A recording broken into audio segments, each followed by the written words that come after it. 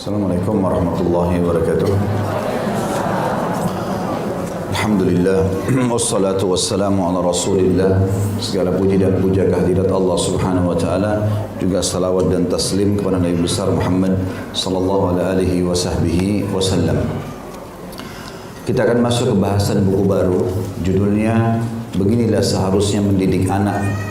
Ada dasar sebab kenapa kita juga membahas tentang masalah pendidikan anak. Karena banyak sekali di antara kaum muslimin, baik laki-laki maupun perempuan, mereka menganggap anak hanya sebuah kebanggaan. Sehingga kalau yang ditanya pertama, berapa anakmu? Ya, seakan-akan pertanyaannya hanya bangga saja. Oh, anak saya 2, anak saya 3, anak saya 10. Ini keliru ini. Anak-anak bukan untuk jadi bahan banggaan begitu saja jumlahnya, maksudnya secara jumlah. Karena bisa saja orang punya anak 10 tapi nakal semuanya, orang punya anak 1 tapi soleh. Jadi bukan dari jumlah, walaupun jumlah ini dalam Islam bagian daripada hal yang dianjurkan kalau dasarnya niatnya benar. Tapi kalau hanya untuk berbangga-bangga dengan jumlah yang banyak, keliru. Tapi kalau ingin punya anak banyak agar ada banyak kader agama, banyak juga peluang-peluang amal soleh buat kita, amal jariah dari anak-anak ini, maka itu tidak ada masalah. Itu dibolehkan. Makanya tepatnya dalam niat di sini penting, berhubungan dengan masalah anak-anak. Jadi anak-anak bukan cuma sekedar bahan kebanggaan saja. Dengan jumlahnya maksudnya. Kalau kita bangga dengan kualitasnya, bagus, nggak ada masalah. Ada juga orang memiliki anak hanya karena ingin mengikat pasangan. Dia karena takut cerai atau takut dicerai, ditinggal oleh pasangan, maka dia memaksakan diri baik perempuannya untuk hamil atau laki-lakinya berusaha agar istrinya bisa hamil. Dengan harapan anak ini nanti bisa menahan tidak bercerai. Ini juga keliru. Karena akhirnya anak ini selalu nanti dikambing hitamkan. Tuh kamu gak lihat anakmu, gak kesian sama anakmu, bahasanya selalu begitu. Ini keliru juga. Karena beda antara hak anak dengan hak pasangan. Masing-masing punya hak. Kita kalau ingin meraih hati pasangan kita ada caranya, ingin juga meraih anak kita itu juga ada caranya. Maka tidak boleh tumpah tindikan satu sama yang lain. Karena ini sering saya dengar ini. Ada perempuan tidak mau dicerai, maka dia buat dirinya hamil, akhirnya suaminya merasa berat, gitu kan? Suaminya pun bertahan hanya karena melihat anak misalnya, atau terbalik. Suaminya merasa karena dia cinta sama istrinya, takut istrinya cerai, maka dia berusaha agar istrinya hamil lalu punya anak, dianggap anak itu akan bisa mengikat. Dan ini kalau terjadi, maka anak itu tidak akan dapat perhatian. Karena target dia bukan anak, target dia adalah pasangannya. Kapan pasangan tidak ada, dia akan kasar dengan anaknya. Kalau pasangan ada, dia akan baik-baik. Ini jadi munafik nanti. Ada nggak ini di masyarakat? Hah? Ada. Banyak terjadi. Nah, ini kekeliruan, gitu kan? Ini poin lain. Jadi poin pertama tadi, kalau hanya berbangga-bangga dengan jumlah, dan ini sama sekali dia tidak punya perhatian dengan anak-anak dia. Cuma dia bangga saja anaknya 9, anaknya 10, anaknya 12 dan seterusnya. Atau yang kedua tadi tentang masalah terpaksa mengikat pasangan. Ini juga keliru. Termasuk dalam masalah keliru adalah memiliki anak tanpa ada sumber halal. Pokoknya punya anak saja. Nah, kalau perlu mereka tidak mau menikah, walaupun anaknya sudah banyak. Ini kan terjadi di negara-negara orang Muslim. Mau dengan cara benar atau tidak, yang penting hamil punya anak. Dan anak ini tidak jelas statusnya dalam Islam, diistilahkan dengan anak haram. Ini juga tidak boleh, harus jelas. Termasuk ya, dalam poin ini juga adalah tidak melihat pendidikan anak itu sendiri. Sehingga anak-anak ini bentuk kasih sayang yang diberikan bukan pendidikan, tetapi pelanggaran. Sibuk dengan menyiapkan baju bagusnya, bermerek, kamarnya yang bagus, sekolahnya pakaian, sepatu, segala macam. Tapi dia nggak peduli dengan pendidikannya. Anaknya ini mau jadi sarjana kah? Enggak, kawan, ayah sudah kaya, ibu sudah kaya. Ini juga keliru nih. Jadi poin-poin ini membuat kita harus membahas tentang masalah pendidikan Islam kepada anak itu. Apalagi ada hadis Nabi SAW yang sahih, dan itu penulis tulis di sini sebenarnya ya. Kalau di buku ini ada hadis itu diangkat oleh penulis. Kalau saya tidak salah tadi ada di sebelum daftar isi, di sebelah daftar isi. Ya, kalau kita mundur berapa lembar ke belakang, hadis yang diriwayatkan oleh Imam Bukhari di dalam kitab Adab Mufrad, yang kata Nabi SAW, idza mata al-insanu inqata amaluhu illa min thalath, sadaqatin jariyah aw ilmin yuntafa'u bihi aw waladin salihin yad'u lah. Jika manusia meninggal maka terputuslah amalannya kecuali dari 3 perkara. sedekah jariah, ilmu bermanfaat, atau anak soleh yang mendoakan. Berarti anak bisa menjadi sumber kebanggaan di dunia dan bisa menjadi sumber pahala yang besar setelah kita meninggal di akhirat nanti. Maka anak soleh juga adalah target utama, gitu kan? Jadi bukan cuma sekedar bangga-banggaan dengan jumlah, bukan hanya sekedar mengikat pasangan, bukan hanya sekedar tadi ya, misalnya punya anak juga dengan cara yang tidak halal, tidak peduli sumbernya halal atau tidak. Maka ini semua keliru. Harusnya seseorang memang targetnya, kalau dia seorang muslim, targetnya bagaimana punya anak-anak yang berkualitas secara keimanan yang bisa menjadi amal jariah buat dia. Perbedaan pendidikan Islam bagi anak-anak dan bagi individu masuk dalam peningkatan skill SDM itu memang wahyu. Jadi standarisasi jujur, amanah, tanggung jawab, bakti sama orang tua, ya, menjalankan tanggung jawab baik itu orang tua kepada anak atau anak kepada orang tua, ini semua standarisasi. Orang dari suku manapun sama. Dan ini dipandu oleh wahyu, bukan teori manusia. Kalau teori manusia, ada orang begitu sibuk baca buku ini, baca buku itu untuk mencari tahu cara pendidikan anak. Sebenarnya pendidikan anak dalam Al-Quran dan Sunnah sudah jelas. Dan dalam buku ini nanti akan panjang lebar dirincikan tentang metode pendidikan sesuai dengan Al-Quran dan Sunnah. Kalau agama mengajarkan kita teman-teman tidak bisa luput antara pendidikan anak dengan keimanan. Ya. Tidak ada lagi ceritanya cuma sekedar akal saja. Makanya orang-orang yang memikirkan dengan cara Islam, dia akan peduli walaupun anaknya sekolah umum, masuk di TPA Al-Quran, dia tetap ajarin akhlak-akhlak yang baik di rumah. Itu karena metode Islam digunakan. Tapi kalau tidak, maka kita tidak bisa bedakan mana anak muslim, mana anak kafir. Karena makannya sama, bermainnya sama, idolanya semua orang-orang kafir. Maka ini keliru.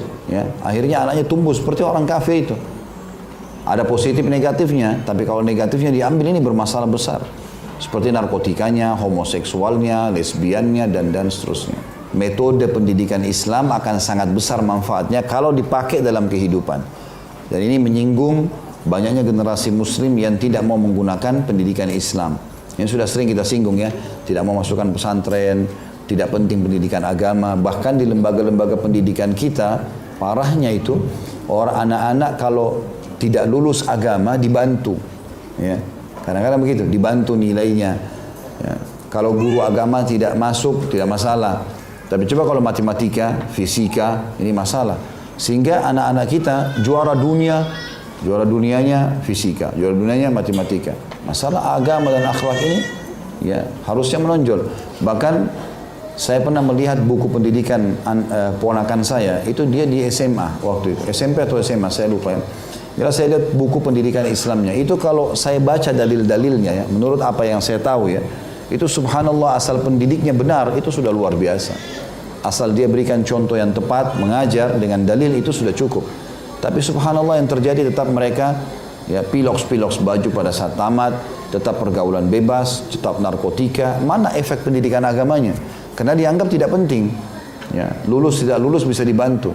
Ya, kalau sebenarnya kalau pemerintah menerapkan pendidikan agama di nomor satukan, kalau tidak lulus maka tidak bisa lulus, walaupun yang lainnya berhasil, maka pasti mereka akan terbentuk menjadi orang-orang yang terbaik.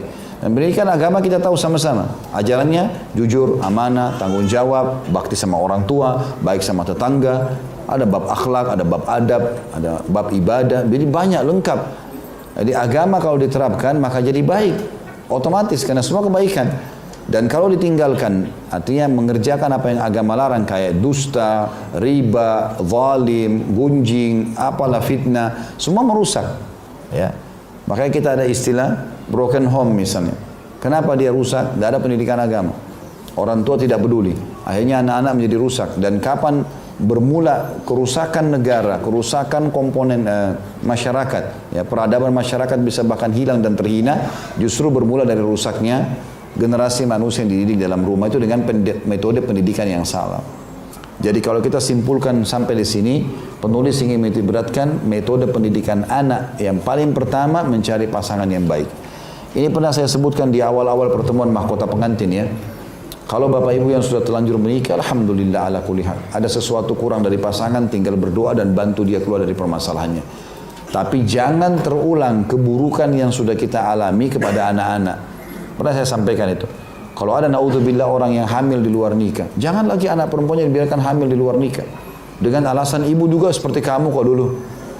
Bahkan uniknya dia tanya, ya, dia bilang, nak kenapa kau sudah SMA belum punya pacar? Mana pacarmu, kenalin sama ibu? Kok malah aneh ini? Ya, pacaran sebelum nikah berarti zina. Dia siap tanggung dosanya, menyuruh anaknya berzina. Ini kan bahaya. Ya, ini pendidikan yang keliru. Kalau pernah ada keburukan terjadi dalam hidup kita, jangan wariskan keburukan itu. Kalau perlu sekarang kita balas itu dengan cara anak saya 6 tahun harus hafal Quran. Pendidikan agamanya harus begini. Saya baca Quran bisanya di umur 35 tahun. Anak saya harus sudah hafal dari kecil. Saya dulu sholatnya nanti umur 25 tahun. Anak saya dari kecil sudah sholat. Berbeda memang. Kita beda. Tutup kekurangan kita tadi supaya Allah maafkan dengan anak-anak. Itu yang penting. Jangan malah diwariskan keburukan. Itu satu sisi. Sisi yang lain, Bapak Ibu sekalian, selain daripada jangan wariskan keburukan ya kepada anak-anak, juga kalau Bapak Ibu salah pilih pasangan ini ya, tidak ada pernikahan tanpa biologis teman-teman, kecuali orang itu sakit. Nggak mungkin. Mungkin dia sakit, dia stroke, orang gila, mungkin. Tapi kalau orang normal pasti ada biologis, mau nggak mau. Setelah akad nikah itu sudah umum, orang semua tahu, sampai dikatakan bulan pertama bulan madula segala macam untuk menikmati biologis tersebut. Dan memang pernikahan 50%-nya adalah biologis. Sehat biologisnya, sehat rumah tangganya. Gagal biologis, gagal rumah tangga.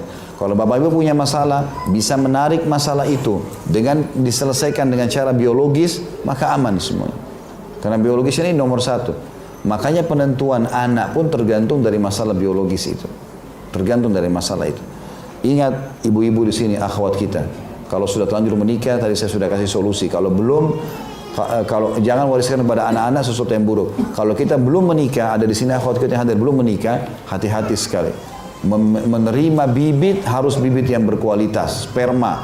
Karena setetes saja masuk ke rahim Anda dan Anda hamil, sudah cukup membuat laki-laki itu menjadi status ayah anak kita selamanya. Nggak bisa dihapus. Mau kita nyesel, udah nggak bisa. Setetes sperma saja. Bahkan subhanallah walaupun orang KB tetap bisa hamil. Orang pakai spiral bisa hamil. Ada orang begitu. Kuasa Allah SWT. Pernah ada sahabat azal. Azal itu keluarin sperma di luar. Dia bilang, ya Rasulullah, saya mengazal istri saya karena saya tidak ingin dia hamil dulu. Tunda kehamilan. Nabi SAW membolehkan, tapi Nabi mengatakan, tapi ketahuilah, andai saja spermamu kau tumpahkan ke tanah dan Allah mau jadi, maka jadi manusia. Bisa jadi setiap saat. Makanya sebelum ada sebab itu, hati-hati. Ya. Dan ini ada banyak muslimah malah tidak takut. Kita suami saja, kalau sudah jelas suami sah, tapi dia fasik, itu sudah berbahaya buat anak-anak kita nanti. Karena dia akan jadi status ayah selamanya. Bagaimana ada orang berani menerima bibit dari haram, perzinahan. Bahkan gonta-ganti pasangan. Ini bahaya sekali. Masalahnya ini, dia tidak memahami. Kita ini teman-teman, kalau sudah menikah, kita ini seperti komponen manusia di muka bumi ini, kantong-kantong perkembangbiakan manusia yang baru. Ini harus sehat semua ini. Nggak boleh tidak. Gitu kan? Jadi begitu kita sudah berumah tangga, sebenarnya kita jadi komponen pengembangbiakan manusia sudah ini. Ya, kantong satu, kantong dua, rumah tangga itu semua begitu. Makanya perlu digarisbawahi. Begitu juga dengan ikhwah kita. Bukan cuma mengandalkan cantiknya saja, ya, performanya saja, kekayaannya saja. Tapi satu tetes sperma yang kita lemparkan ke dalam rahim, begitu dia hamil, seburuk apapun wanita itu akan jadi status ibu kita, ibu anak kita selamanya. Nggak bisa dihapus. Kesian anak-anak ini, nanti menyesal. Tahu ayahnya pemabuk, tahu ibunya pezina. Ini kan jadi masalah buat dia. Masa depannya pun jadi tidak terganggu, gitu kan? Maka ini dimaksud dengan awal pendidikan anak-anak. Jangan salah dalam memilih pasangan itu. Dan di sini beliau titik beratkan lebih jauh kepada wanita. Karena wanita nanti yang menerima sperma itu, lalu tumbuhlah pohon itu di dalam rahim, berbuahlah dia menjadi anak, gitu kan? Kemudian paling banyak interaksi ibu, nanti menyusui, nanti di rumah, ya pendidikan semuanya sama. Makanya dia pengaruhnya besar sekali. Laki-laki 99% kerja di luar rumah cari rezeki. Waktu sama anak-anak terbatas, walaupun ada gitu.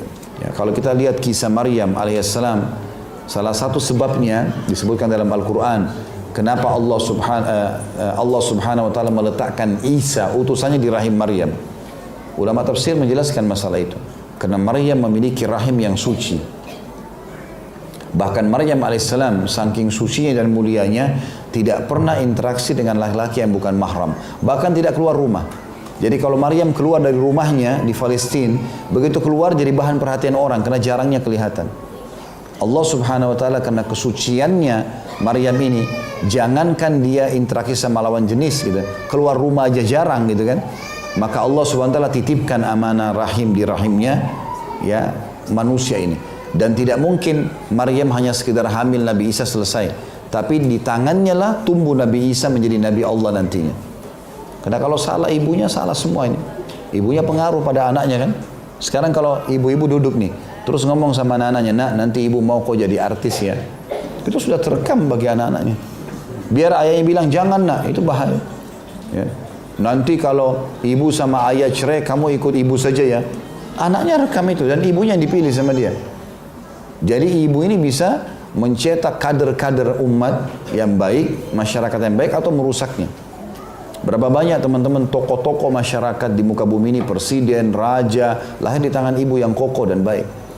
Di belakangnya itu ada ibu yang baik. Didukung lagi dengan istri yang salehah, tambah kuat dia. Gitu kan?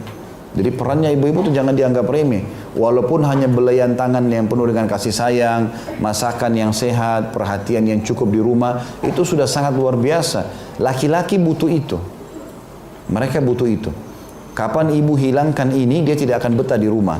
Kapan laki-laki masuk rumah yang ada cuma ucapan kata-kata kasar, tuntutan-tuntutan yang banyak, tidak ada sesuatu ketenangan dalam jiwa, maka dia berharap tidak pulang ke rumah. Bahkan dia berharap pulang ke rumah istrinya sudah tidur. Ya. Nah, iya. Karena kalau pulang pasti cerewet, ini ada satpam ini. Tanya ini, tanya itu, macam-macam, curiga ini, curiga itu, nggak nyaman. Ini bukan seorang figur pendidik ya. Tapi harus menjadi ibu yang rabbaniyah, yang takut kepada Allah, yang memang dia menjalankan tugas sampai ajar ini mengejar dari suami, dari anak adalah pahala-pahala yang besar. Itu yang harus ibu fikirkan. Ya. Ada banyak ibu-ibu sibuk, dia kaya, dia bayar misalnya babysitter atau nggak salah, nggak salah. Tapi atau dia biarkan sama pembantu, boleh pakai pembantu. Salah nggak salah. Yang keliru, yang salah di sini adalah kalau dia sama sekali tidak ada waktu. Ada banyak ibu-ibu di rumah dengan anaknya ini, yang dia pikir adalah yang penting sudah bertanya, cukup, sudah tanya.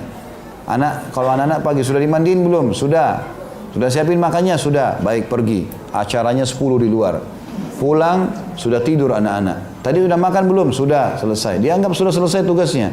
Sekarang saya tanya bu, kalau seandainya pembantunya ibu SD pun tidak tamat, lalu ibu biarkan anaknya ibu 8 jam, 10 jam sama dia, kira-kira terus berharap bisa hafid Quran 30 juz, jadi seorang ilmuwan, gimana caranya? Pembantu juga nggak bisa disalahin, karena dia cuma sebatas itu yang dia faham. Maka kalau orang tuanya di kampung ajarin dia bohong, dia bohong. Anak kita juga dilatih. Saya pernah kedatangan seseorang, tetangga, orang non-muslim. Subhanallah, ini anak ini Nasrani semua orang tuanya.